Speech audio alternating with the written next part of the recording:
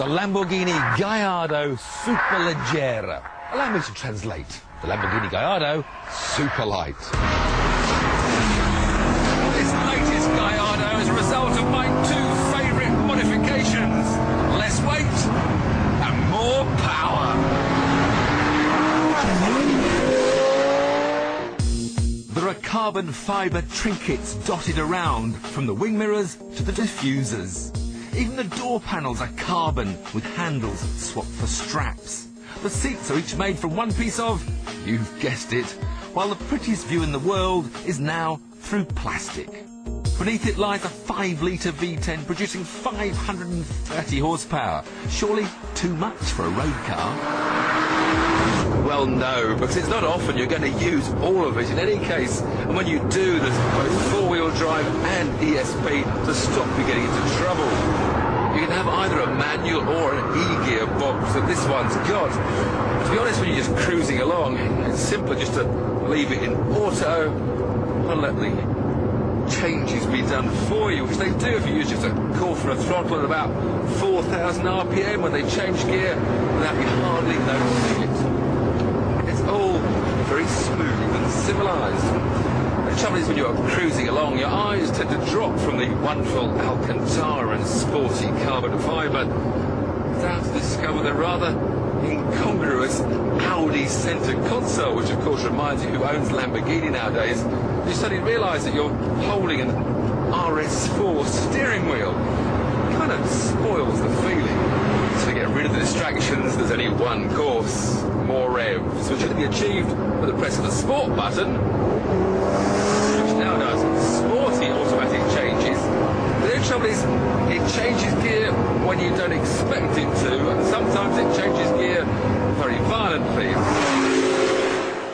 Not what you really want to hear when you're spending £151,000, which means this car costs 26 grand more than the standard Gallardo. And don't think there's a huge performance gain either. It's just 100 kilograms lighter, and the power increase is only 10 horsepower. So top speed remains at 196 miles an hour, and the 0 to 60 time improves by just 0.2 to 3.8 seconds.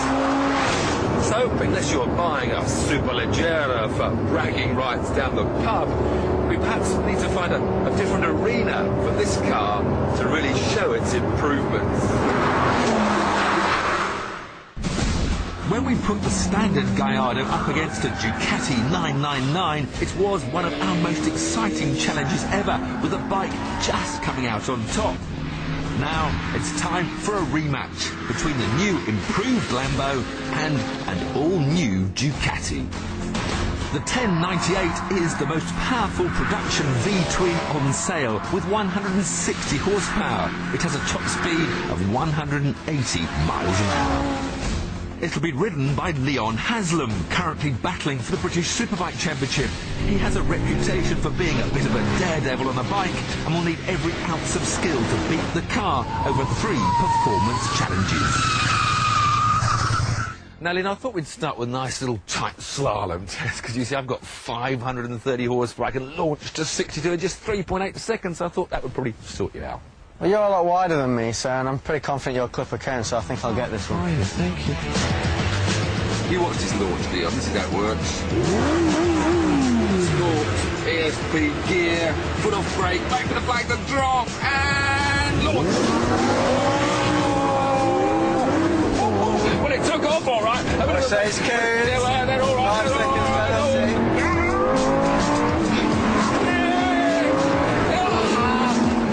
That was a good one there. So, a blistering 14.01 seconds for me. Can the bike beat it?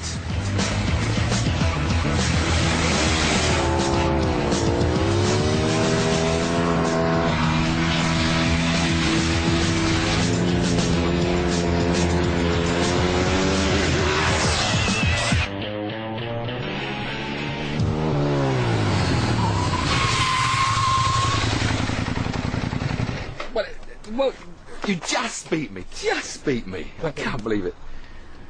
By nearly 3 seconds. But come on. I told you. How about stopping? Now, you can't stop very well. Only 2 wheels.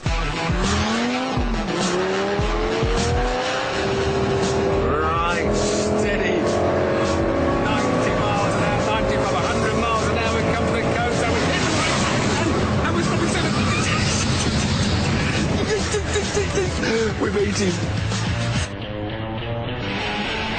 1, 2, 3, 4, 5, 6 yards or so, and you've just gone into the back of the bus, and I've stopped right away, right back there, look. Well, so you got to win something today. That's one each. On then to the final test, a head-to-head race over 2 laps with a rolling start.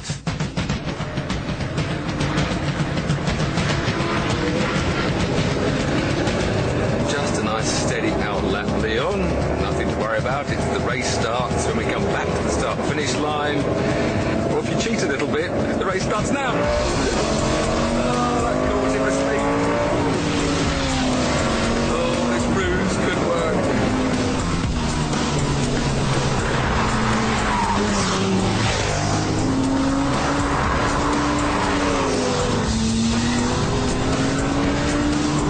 I'm doing 150 miles an hour. But he's closing. No way. On the entry to the corner, the car's superior braking kept me in front. But on the long straights, it was another story. I'm doing 150